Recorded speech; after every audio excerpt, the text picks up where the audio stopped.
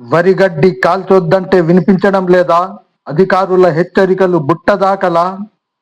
ఒకవైపు ప్రభుత్వం, మరోవైపు వ్యవసాయ శాఖ ఎన్నిసార్లు హెచ్చరిస్తున్నా కొందరు రైతులు వరిగడ్డికి నిప్పంటిస్తూ పర్యావరణాన్ని ప్రమాదంలోకి నెడుతున్నారు.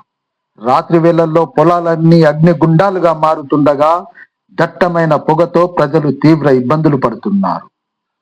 వరిగడ్డి కాల్చడం వల్ల నేల సారవంతత తగ్గిపోవడంతో పాటు గాలిలో విషవాయువులు విడుదలై ప్రజల ఆరోగ్యంపై తీవ్ర ప్రభావం చూపుతున్నాయి. అయినప్పటికీ కొందరు రైతులు మాకు ఇదే సులువైన మార్గం అంటూ నిబంధనలను తుంగలో తొక్కి పట్టించుకోకుండా వ్యవహరిస్తున్నారు. వరిగడ్డి కాల్చొద్దని అధికారులు చెబితే ఆ మాటలు ఎవరి కోసం? చట్టాలు, నిబంధనలు కేవలం కాగితాలకే పరిమితమా?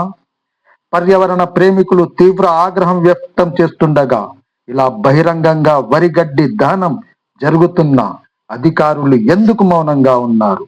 బాధ్యులపై చర్యలు ఎప్పుడు అనే ప్రశ్నలు వినిపిస్తున్నాయి. వరిగడ్డి కాల్చడం వల్ల నేలలోని సూక్ష్మ జీవులు నశిస్తాయి, భూసారం తగ్గుతుంది, గాలిలో కాలుష్యం పెరుగుతుంది, శ్వాసకోశ సమస్యలు వస్తాయి, రోడ్డు ప్రమాదాలకు కారణమయ్యే పొగ ఏర్పడుతుంది. అయితే ప్రభుత్వం ప్రత్యామ్నాయ పద్ధతుల ద్వారా వరిగడ్డిని సేంద్రియ ఎరువుగా, పశువులకు మేతగా వినియోగించుకోవాలని సూచిస్తుంది. పర్యావరణ పరిరక్షణ కోసం రైతులు బాధ్యతాయుతంగా వ్యవహరించాలని అధికారులు విజ్ఞప్తి చేస్తున్నారు.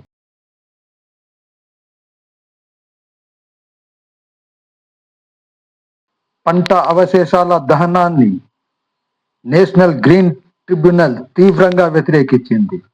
రాష్ట్ర ప్రభుత్వాలు దహనం చేసే వారిపై చర్యలు తీసుకోవాలని ఆదేశించింది. రైతులకు జుర్మానాలు కూడా పడవచ్చు.